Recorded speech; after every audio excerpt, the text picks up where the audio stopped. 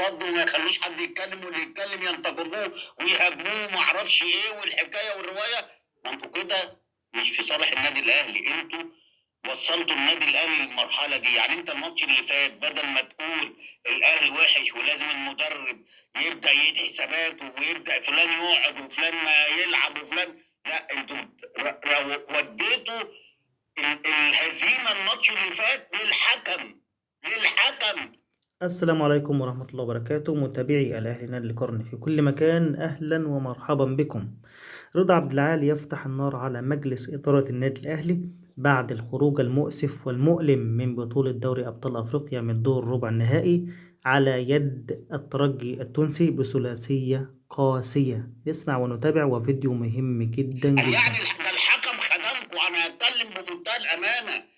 الحكم كان المفروض يطرد محمد هاني مرتين بعد الانذار. اول هام في الكره اللي هو عمل فيها تاكلين ودخل في ظهر الراجل اللي هو كان بتاع الترجي. تاني واحده ضربه الجزاء اللي جت في ايده ياخد الانذار الثاني ويتكل على الله. واحده ياسر ابراهيم بعد ما خد الانذار داس على رجل الراجل، والحكم عمل نفسه اللي هم دلوقتي بيشيلوه عيسى، مش عارف عيسى ايه اللي هو بيشيلوه الهزيمه. وبعد كده بالعمري واحده خد فيها انذار والتاني عمل نفسه برضه من بنها. بدل ما كنتوا تضللوا جماهيركم، لا قولوا اخطاء. انتوا اكتر ناس صوتكم مسموع ان الناس بتمشي وراه. كل واحد يكلمني يقول لي الحكم، شفت الحكم ايه ضربه جزاء؟ احنا هنضحك على بعض؟ ضربه جزاء وياما اتحسبت لكم ضربات جزاء كده. انتوا ناسين ده لسه من كام ماتش بتاع الاتحاد؟ ناسين ولا الراجل ايده جنبه ووقعت على ايده اتحسبت ضربه جزاء؟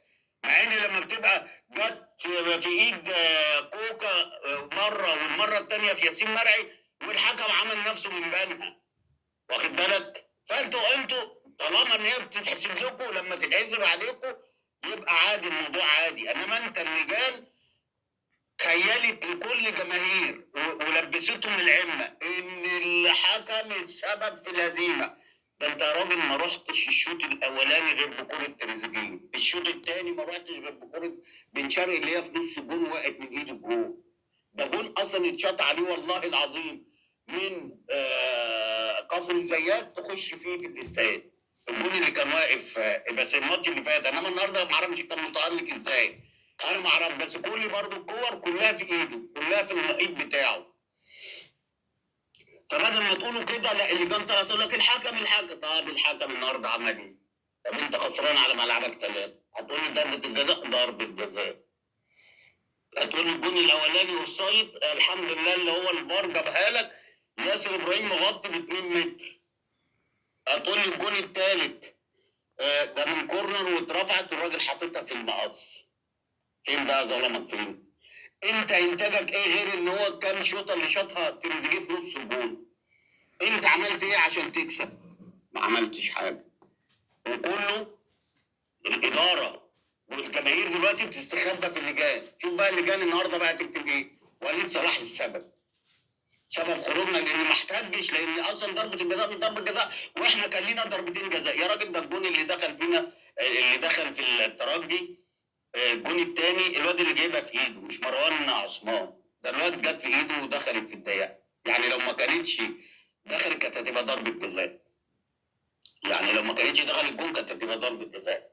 واخد بالك؟ انت عملت ايه بقى كمدير فني وكلاعيبه في لعيبه نحس، في لعيبه نحس موجوده في التيم. دي حاجه. تاني حاجه، لعيبه لازم تمشي والله عشان يرجع النادي الاهلي تاني. لازم تفور 7-8 لعيبه من اللي انت جبتهم دول، لان هم بوظوا لك اوضه اللبس، قضوا لك على اوضه. وارجع واعمل زي ما نادي الزمالك عمل سقف. نادي الزمالك عمل سقف 15 مليون وماشي اول. اعمل سقف انت راقر. اعمل بدل ما الاسعار عماله 200 مليون جنيه و180 مليون و190. ايه يا عم في ايه؟ ده ما بيعرفوش يلعبوا، والله ما بيعرفوا يلعبوا، والله ما بيعرفوا يلعبوا. وعمال تديهم بس عشان تطلع لسانك وتروح. الافتراء وحش، والله الافتراء وحش اهو. فعلا يا كابتن، لازم لعيبة تمشي لأنها ما عندهاش إحساس بالمسؤولية ولعيبة مغرورة، ولازم المدرب على رأسهم يمشي هو كمان. انت النهارده صدمت جماهيرك لما جبت لهم الصفقات دي. كله قال لك الاخضر واليابس، الاخضر واليابس، الاخضر. انت جايب لعيبه مبطله، وانا قلت الكلام ده في اول الموسم ومحدش سمع كلامي وكله عمال.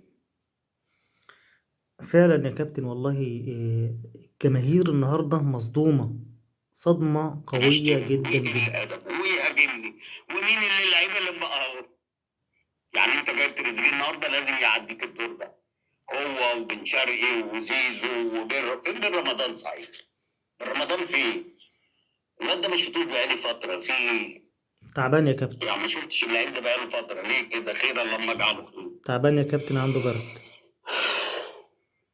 بصراحه انتوا صدمتوا الجماهير النهارده، بس لازم تعيدوا حساباتكم، الاداره تعيد حساباتها، وفي اللجان اللي هي بتحنى عنك، اللجان اللي هي بتطلع تقعد توديك في حته تانية. يعني النهارده انا بقول لك اهو، وليد صلاح النهارده ولا يشيل الليل؟ مع اني ما شفتوش النهارده بصراحه، يعني لا فنيا هو له ان هو يتدخل فنيا.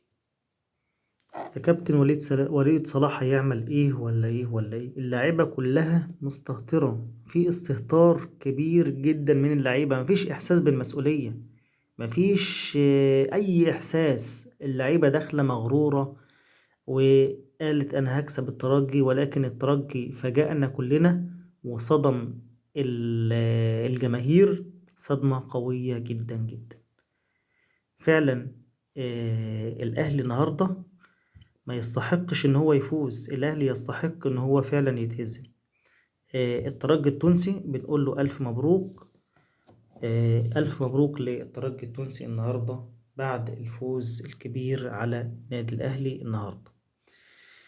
ياسين منصور بيقولوا اصدر قرار النهارده باقالة المدير الفني للنادي الاهلي.